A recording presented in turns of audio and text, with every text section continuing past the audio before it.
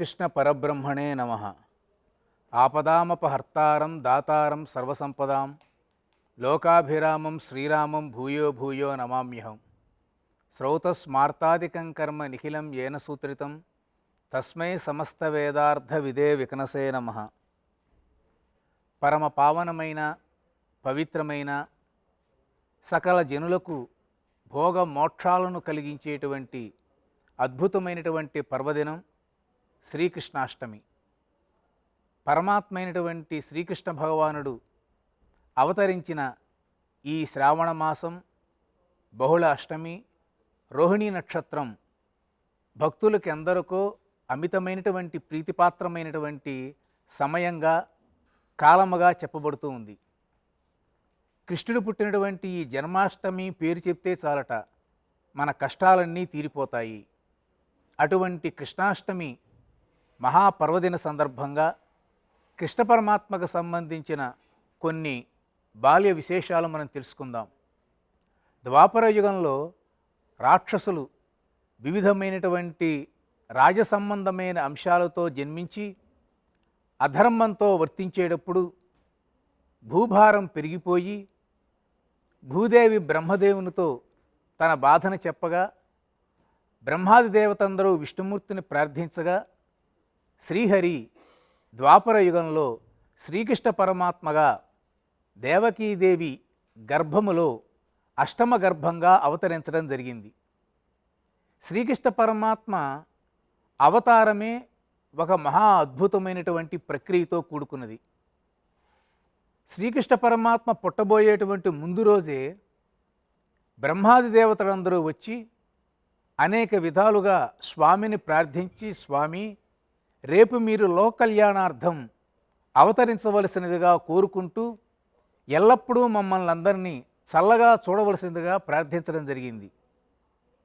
మరుసటి రోజు దేవకీదేవి యొక్క గర్భము నుంచి పరమాత్మ అవతరణం చేయటం జరిగింది.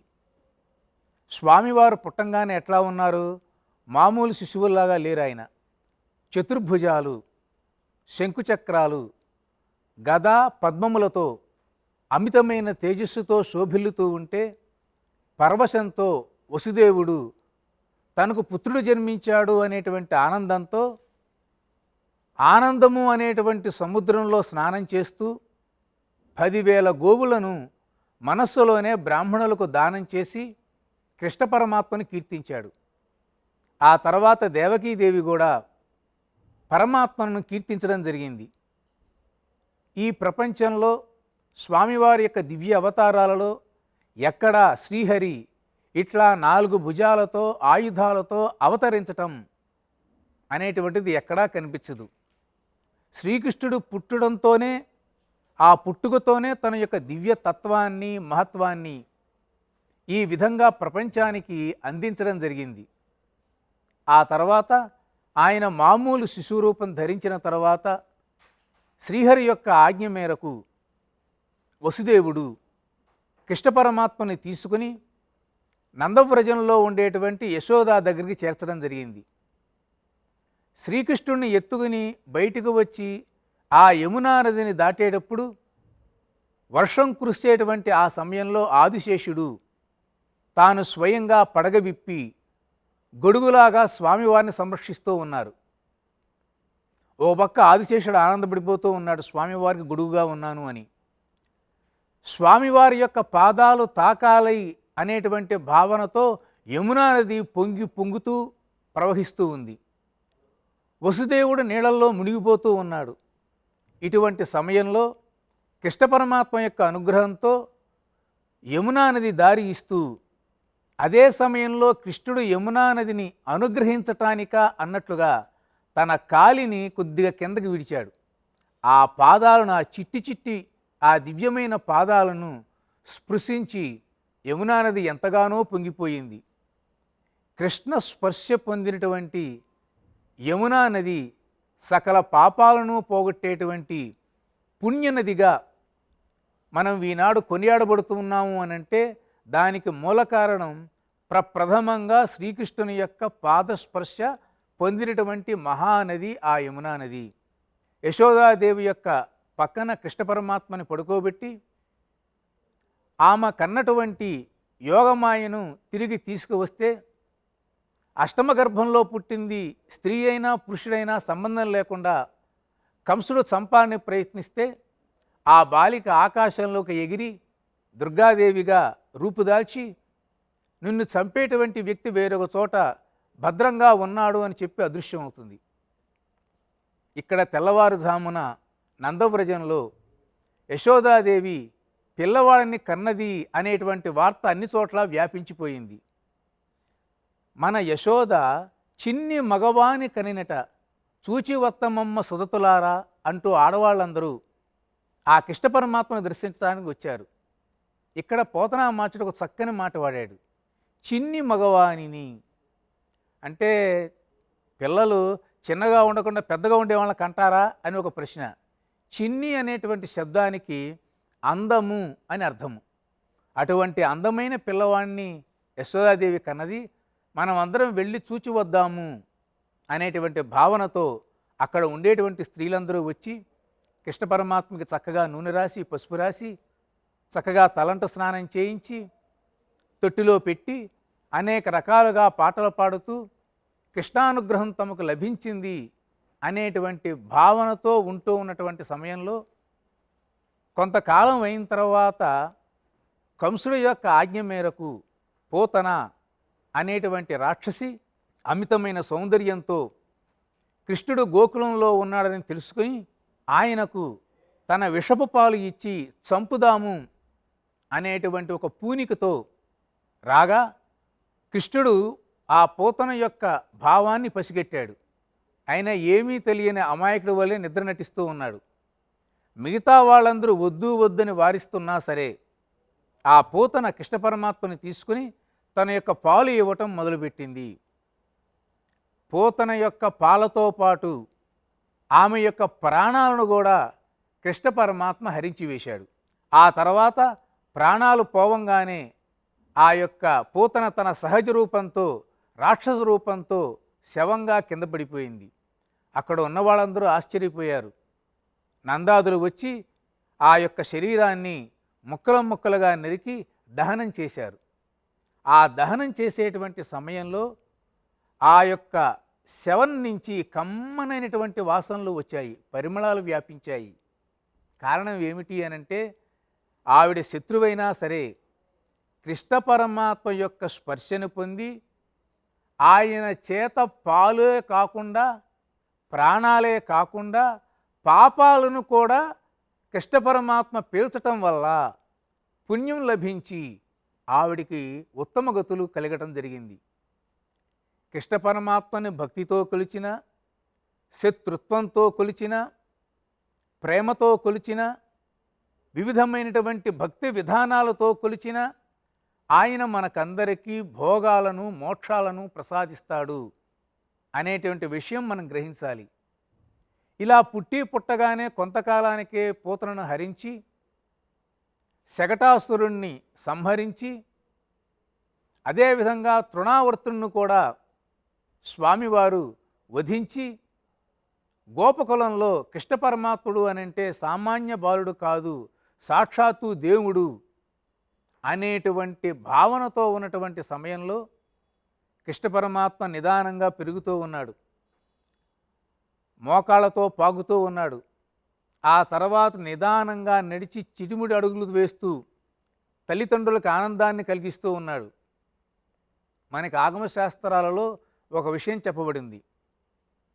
కృష్ణుడి యొక్క దివ్యమైనటువంటి అవతారంలో ఏ అవతారానికి సంబంధించిన విగ్రహాన్ని పూజిస్తే పరమాత్మ యొక్క అనుగ్రహం తొందరగా లభిస్తుంది అని అంటే మన వాళ్ళు ఏం చెప్పారంటే మోకాళ్ళ మీద పాకాడుతూ రెండు చేతులు ముందుకు పెట్టి ఏ శ్రీకృష్ణుడు ఉన్నాడో అటువంటి కృష్ణుడి విగ్రహాన్ని కనుక పూజిస్తే కృష్ణ పరమాత్మ ఎంతగానో సంతోషించి మన కోరికలు త్వరగా నెరవేరుస్తాడు. రెండోది వెన్న దొంగలించినట్లుగా వెన్న తింటున్నట్లుగా కొన్ని విగ్రహాలు ఉంటాయి. అటువంటి విగ్రహాలను పూజించినా సరే స్వామివారు ఆయన వెన్న తింటున్నా మనకందరికీ వెన్న వంటి మోక్షం ఇస్తాడు అని ఒక అద్భుతమైన భావన. కాబట్టి అటువంటి విగ్రహాలు మనం పూజించవచ్చు. మూడవది ఆవు ఉన్న విగ్రహాలు. స్వామివారికి గోపాలుడు అని పేరు. జీవులందరూ గోవులే కాబట్టి ఆయన గోవిందుడయ్యాడు. అటువంటి ఆవుతో కూడుకున్నటువంటి కృష్ణుడు కనుక పూజించారంటే అద్భుతంగా స్వామివారు మనకి అష్టైశ్వర్యాలు ప్రసాదిస్తాడు. ఇక చివరిగా అమ్మవార్లతో కూడుకున్నటువంటి స్వామివారి యొక్క విగ్రహాలను. కాబట్టి శ్రీకృష్ణుని యొక్క అవతారంలో స్వామివారి యొక్క వైభవాన్ని తెలుసుకోవటం ఒక ఎత్తు గనక అయినట్లయితే, బాల్య విశేషాలు తెలుసుకోవటం మరొక ఎత్తు అయినట్లయితే, బాల్యావస్థలో ఉండేటువంటి ఈ దోగాడేటువంటి కృష్ణుడు, వెన్న తినేటువంటి కృష్ణుడు, ఆవుతో ఉన్న కృష్ణుడు, ఈ విగ్రహాలను పూజించడం వల్ల అందరికీ సకల శుభాలు కలుగుతాయి. కృష్ణ పరమాత్మ యొక్క ఆ చిన్నప్పటి అంశాలు కనుక ఎవరైతే స్మరిస్తూ ఉంటారో వారందరికీ ఊరు సంసార పయోనిధి తరణంబులు, బ్రహ్మాండమైనటువంటి ఈ సంసారాన్ని తరించటానికి ఇవి ఒక మార్గాలు. పాపపుంజ తరుణంబులు, పాపాల యొక్క రాశిని పోగొట్టేటువంటివి. శ్రీకరణంబులు, ఐశ్వర్యాన్ని ప్రసాదించేవి, ముక్తిని కూడా ప్రసాదించేవి. అటువంటివి బాలకృష్ణు సంస్మరణంబుల్ అన్నారు. కాబట్టి ఈ బాలకృష్ణుడు గురించి ఏది విన్నా సరే అది మనకి సకల సౌభాగ్యాలను కలగచేస్తూ ఉంటుంది. ఇటువంటి బృందావనంలో స్వామివారు వత్సాసుర బకాసురుల వంటి అనేక మంది రాక్షసులను సంహరించాడు. బ్రహ్మదేవుడు ఒక చమత్కారం చేశాడు. గోపకులందరినీ అదృశ్యం చేసి ఒక గుహలో అట్టిపెట్టాడు. కృష్ణ పరమాత్మ చూస్తే వాళ్ళు ఎవరూ లేరు. ఆయనే సకల గోవులు గోపాలకుల యొక్క రూపాలు ధరించి తిరిగి ఇంటికి వెళ్ళి మరల వచ్చి ఇలాగ కాలం కొనసాగుతూ ఉంది. సంవత్సర కాలం గడిచింది. బ్రహ్మదేవుడికి అర్థం కాల, ఇదేమిటి తాను అదృశ్యం చేసిన వాళ్ళు ఒక గుహలో ఉన్నారు, ఇక్కడ చూస్తే ఇంతమంది గోపాలరు యథావిధిగా ఉన్నారు అని ఆలోచించి కృష్ణతత్వాన్ని తెలుసుకుని కృష్ణుడికి నమస్కరించి అనేక విధాలుగా స్వామివారిని ప్రార్థించి తన తప్పు మన్నించమని చెప్పి వెడలిపోయాడు. మరల కృష్ణుడు ఆ యొక్క రూపాలన్నీ ఉపసంహరించుకుని గోపాలులతో యథావిధిగా జీవనం చేస్తూ ఉన్నాడు. ఇది ఒక అద్భుతమైనటువంటి ఘట్టం. రెండవది, యమునా నదీ తీరంలోనే ఒక కాళింది మడుగు అనేటువంటి పేరుతో ఉన్నటువంటి మడుగులో కాళిందుడు అనేటువంటి భయంకరమైన సర్పం అక్కడ ఉండేటువంటి జీవజాలానికి ముప్పుగా ఉంటే కృష్ణ పరమాత్మ ఎవరికీ చెప్పకుండా అక్కడ ఉండేటువంటి ఒక కడిమి చెట్టు ఎక్కి అక్కడి నుంచి ఆ మడుగులోకి దూకి కాళీయుడితో పోరాటం చేశాడు. కాళీయుడు కూడా కృష్ణుని అనేక రకాలుగా బాధ పెట్టాలని చంపాలని ప్రయత్నించాడు, కుదరలేదు. చివరి కృష్ణ పరమాత్మ ఆ కాళీయుడి యొక్క పడగల మీద నృత్యం చేస్తూ ఉన్నాడు. ఇది జరిగేటువంటి సమయానికి ముందర కృష్ణ పరమాత్మ యొక్క స్థితిని చూసి అందరూ బృందావనంలో ఉన్నటువంటి మిగతా వారికి చెప్పగా అందరూ బాధపడుతూ ఏడుస్తూ అందరూ యమున నదీ తీరానికి వచ్చారు. ఈలోగా కృష్ణ పరమాత్మ విజృంభించి కాళీయుడి యొక్క పణుల మీద నృత్యం చేయటం మొదలుపెట్టాడు. తెలుగువారిలో ఎక్కువగా తాండవ కృష్ణ అనే పేరు ఉంటూ ఉంటుంది. దానికి కారణం ఇక్కడ కృష్ణుడు తాండవం చేయటమే. యమునా నది యొక్క కెరటాలు మృదంగ ధ్వనులు కాగా అక్కడ ఉండేటువంటి పక్షిజాతుల యొక్క అరుపులు ఏవైతే ఉన్నాయో అవి తాళాలు కాగా ఆకాశంలో చూచేటువంటి దివ్యులే సభాసదులు కాగా కాళీయుడి యొక్క పడగలే ఒక మణిమండపంగా భావించి కృష్ణుడు అనేటువంటి నర్తకుడు అద్భుతంగా నృత్యం చేస్తున్నాడు అంటాడు పోతనమాచ్యుడు తన భాగవతంలో. ఈ రకంగా అద్భుతంగా ఆ కాళీయుడి యొక్క గర్వాన్నంతా అణిచివేసి అతన్ని అక్కడి నుంచి సముద్రానికి పంపించి వేసి ఆ మడుగులో ఉండేటువంటి నీళ్ళన్నీ గోవులు గోపాలకులు ఇతరులు అందరూ వినియోగించడానికి వీలుగా కృష్ణ పరమాత్మ తన యొక్క లీలను ప్రదర్శించడం జరిగింది.